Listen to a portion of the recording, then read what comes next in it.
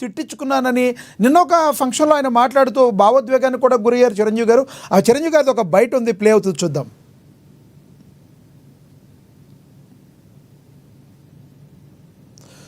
చిరంజీవి గారిది ఒక బయట ఉంది, ప్లే అవుతుంది, చూద్దామండి. రైట్. అత్యంత దగ్గరగా ఒక ఇన్సిడెంట్ మీతో షేర్ చేసుకోవాలనిపిస్తుంది అనమాట. ఎవరో ఒక పొలిటీషియన్, సరే ఎవరికైనా సరే నేను చాలా సాఫ్ట్ టార్గెట్, ఎవరైనా ఏదో మాట అనేసి ఏం పర్వాలేదు. అలాగా ఒక పొలిటీషియన్ నన్ను అకారణంగా, నేను ఇప్పుడు పాలిటిక్స్ చాలా దూరంగా ఉన్నా సరే నా గురించి ఏదో అవాకులు చవాకులు ఆయన పేలినప్పుడు ఆయన మరొక చోటకి ఏదో ఒక ముంపు ప్రాంతానికి ఆయన వెళ్ళటం జరిగింది. అక్కడ ఒక స్త్రీ, ఒక ప్రౌఢ ఆవిడ అది మిడిల్ ఏజ్ ఉంటుందేమో, మిడిల్ ఏజ్ ఆవిడ తను పట్టుకుని నానా మాటలు తిడుతుంటే, నీకు ఎలా మనసు వచ్చింది చిరంజీవిని అనడానికి, అది అని తిడుతుంటే నాకు అనిపించింది, మామూలుగా మన మాస్ ఫ్యాన్ కదా ఆవిడ, చాలా గౌరవప్రదమైన కుటుంబంలో ఉన్నటువంటి మనిషిలాగా అనిపించింది, గృహిణి. ఆవిడ ఎందుకు అంత ఇదిగా మాట్లాడుతుంది, ఆవిడెవరు, ఆవిడ చూస్తుంటే మామూలుగా సినిమా ఫ్యాన్ లాగానో చిరంజీవికి వీరాభిమానంగానో కాదు, ఇంకేదో ఉందంటూ నాకు అనిపించి ఆవిడ గురించి తెలుసుకోవాలని మన జర్నలిస్ట్ సోదరు ఎవరినో పంపించి తెలుసుకోవాలంటే వాళ్ళు చేసినటువంటి ఇంటర్వ్యూలో విజువల్స్ నాకు చూపించారు. ఏంటమ్మా అంత ఇదిగా, ఆయనకి వీరాభిమానం అంటే అభిమానం సినిమాభిమానం కాదయ్యా, ఆయన వ్యక్తిత్వానికి అభిమానం అంటే చెప్పినప్పుడు నా మనసు టచ్ అయింది. ఏంటమ్మా అంత ఇదిగా, ఏంటమ్మా ఆయన మీకు సహాయం చేశారు, ఏం చేశారంటే సహాయం చేయటువంటి అయ్యా, నా బిడ్డ ప్రాణాలను కాపాడాడు అని అన్నప్పుడు, ఏ విధంగా ఏంటి అని అన్నప్పుడు, నా బిడ్డకి రాజమండ్రిలో దగ్గర ఒక పల్లెటూరు. నిన్న రీసెంట్గా మాట్లాడిన బయటది చిరంజీవి గారిది, చెప్పండి అరుణ గారు ఏమంటారు? అవునండి, మాట్లాడిన ఆవిడ వచ్చేసేటప్పటికి నిడదవోలు కాన్స్టిట్యున్సీకి సంబంధించినటువంటి రాజేశ్వరి గారు, బౌడపాటి జనసేన పార్టీ వీర మహిళ ఆవిడ.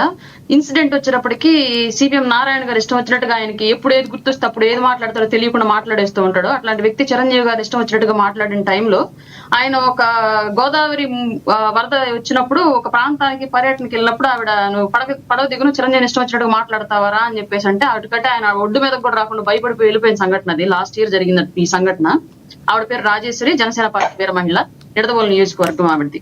ఇట్లాంటి సంఘటనలు అన్ని కూడా ప్రతి ఒక్కరికి చిరంజీవి గారి సాఫ్ట్ కార్నర్ అండి. ఎందుకో తెలియదు కానివ్వండి, మొదటి నుంచి ఇప్పుడే కాదు, మాకు ఊహ తెలిసి మేము గమనించడం మొదలుపెట్టిన దగ్గర నుంచి ఏ రంగంలో ఎవరు ఫేమస్ అవ్వాలన్నా, ఎవరు వాళ్ళ అక్కస్ని ఎలగక్కాలన్నా సరే మెగా కుటుంబాన్ని చిరంజీవి గారిని కార్నర్ చేసుకుని మాట్లాడుతూ ఉంటారు. పాపం వాళ్ళకి ఏ సంబంధం ఉండదు, వాళ్ళు ఎవరి జోలికి రారు, వాళ్ళ పనులే వాళ్ళు చేసుకుంటారు, వాళ్ళ సినిమా వాళ్ళు చేసుకుంటారు. చాత అయితే చారిటీస్ స్టార్ట్ చేసి ఇంకా 10 మందికి సహాయం చేస్తూ వెళ్లే వాళ్ళు తప్ప ఎవరు నోళ్లు కొట్టిన వాళ్ళు కాదు, ఎవరు పొట్ట కొట్టిన వాళ్ళు కాదు. వీలైతే వాళ్ళ చేతులు 10 మందికి పెట్టి పొట్ట నింపే వాళ్ళు తప్ప మెగా ఫ్యామిలీ నుంచి ఉన్నటువంటి అన్నదమ్ములందరూ. అయినా సరే ప్రతి ఒక్కరికి కార్నర్ వాళ్ళు, ఎందుకో తెలియదు ఇప్పటి వరకు కూడా. ఇదే మాటలు ఇంకొక ఫ్యామిలీ నుంచి ఎవరన్నా అనమని చెప్పండి, చిరంజీవి గారు అన్న మాటలు ఎవరైనా సరే ధైర్యం చేసి బాలయ్య బాబు అనమని చెప్పండి, తెల్లారి పొద్దున ఏం జరిగిద్దో చూద్దాం.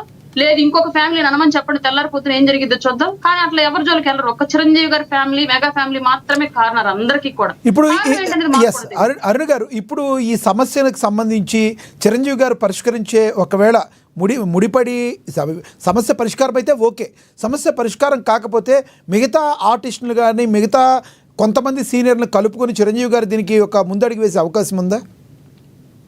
ఆయన 100% కలుపుకొని వెళ్ళడానికి ఎప్పుడు సిద్ధంగా ఉంటాడు సార్. లాస్ట్ టైం కూడా వకీల్ సాబ్ అప్పుడు టికెట్లు ఆపేసినప్పుడు కానివ్వండి, లేదంటే మిగతా సినిమాలకు టికెట్లు ఆపేసినప్పుడు కానివ్వండి, చిరంజీవి గారు ఇండస్ట్రీ పెద్దలందరినీ కలుపుకొని రాజకీయ నాయకులు చెంతకెళ్లి చేతులు జోడించి అడిగినటువంటి సందర్భాలు కూడా మనం చూసాం. కోకొల్లలో ఉన్నాయి. ఆయన ఇండస్ట్రీలో ఉన్నటువంటి మిగతా అందరినీ ఆహ్వానించి ఆయన ఇనిషియేట్ తీసుకుని ముందుకెళ్లిన సందర్భాలు చాలా ఉన్నాయి చిరంజీవి గారి జీవితంలో. ఇది కూడా అలాగే అవుతుందేమో అని చెప్పేసి మేమైతే 100% భావిస్తున్నామండి. రైట్ అరుణ్ గారు, మరి కాసేపట్లో వస్తాం మీ దగ్గరికి. మనతోటి సినీ రాజకీయ విశ్లేషకులు, నిర్మాత త్రిపురనేని చిట్టిబాబు గారు ఉన్నారు, ఆయనతో మాట్లాడదాం. చిట్టిబాబు గారు నమస్తే సార్. చిట్టిబాబు గారు, సినిమా ఇండస్ట్రీలో ఇప్పుడు ప్రజెంట్ కార్మికుల మధ్య నిర్మాతల మధ్య ఒకంత గ్యాప్ వచ్చినట్టుగా కనబడుతుంది. మరి రానున్న రోజుల్లో ఈ సమస్య పరిష్కారం అవుతుందా? మరి ఎంతవరకు ఈ సమస్య పరిష్కారం అవుతుంది? మరి నిర్మాతలు చిరంజీవి గారిని కలిశారు నిన్న, మరొక 2 రోజుల్లో కానీ ఈ సమస్య పరిష్కారం కాకపోతే కంపల్సరీ ముందడుగు వేద్దామని చెప్పినట్టుగా మరి సి కళ్యాణ్ గారు, ప్రొడ్యూసర్ మండలి, మీరు కూడా మేబీ నిన్న అక్కడే ఉండుంటారు. ఏం జరిగింది అక్కడ?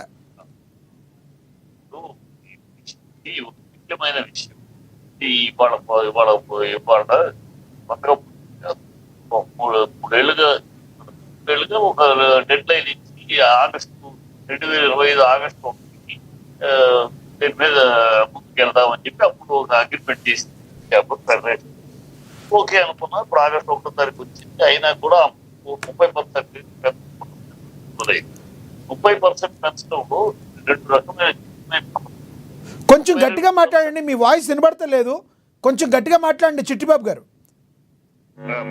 32% అనేది 32% అనేది వినపడతాగా చెప్పండి. 30% అనేది రెండు రకాల సమస్యలు. 30% పెంచడంతో కార్మికులు అడుగుతున్నారు. అందరికీ పెరిగింది, ఇండస్ట్రీ పెరిగింది, పాన్ ఇండియా అయింది, హాలీవుడ్ పోటీ అవుతున్నాం, బాలీవుడ్ దాటేసాము, అయిపోయింది. ఈ ఎంత ఎదిగిన పెరిగిన ఇండస్ట్రీ యొక్క ఫలాలు కేవలం ఒక 4-5 అంటే 4 హీరోలు, హీరోయిన్లు, డైరెక్టర్లు తప్పితే ఇంకెవరు ఆ ఫలాలు పొందట్లేదు. మేము పిల్లర్స్ ఆఫ్ ది సినిమా అనేది ఒక హీరో, హీరోయిన్, డైరెక్టర్ అయిపోయింది కాదు. 60 మంది కార్మికులు మేము లైట్ పోయాలి, లైట్ పోతే వాళ్ళు లైట్ పోయాలి, మేకప్ చేసేవాళ్ళు కాస్ట్యూమ్ 60 మంది పనిచేస్తేనే ఒక రోజు. మేము ఈ ఫలాలు పొందాలిగా, అందరూ పెరిగి మాకు పెరగలేదు అని వాళ్ళ కష్టంలో వాళ్ళ అడగడంలో న్యాయం అధమం కాదు, ఏదో గుంతెమ్మ కోరికలు కాదు. 3 ఏళ్ళుగా నిరీక్షణలో ఉన్నారు, అడుగుతున్నారు. కానీ ఇక్కడ సమస్య ఏంటి? ఆ 30% పెంచితే పెద్ద సినిమాలకి ప్రాబ్లం లేదు, పెద్ద ప్రొడ్యూసర్లకి ప్రాబ్లం లేదు. మొత్తం మీద సినిమా మొత్తం మీద 1.5-2 కోట్లు అవుతుంది. 30% కూడా ఈ 1.5 అనేది పెద్ద సినిమాలకు పెద్ద లెక్క. 100 కోట్ల సినిమా, 50 కోట్ల సినిమా, 200 కోట్ల సినిమా తీసే వాళ్ళకి 1 కోటి కొట్టినట్టు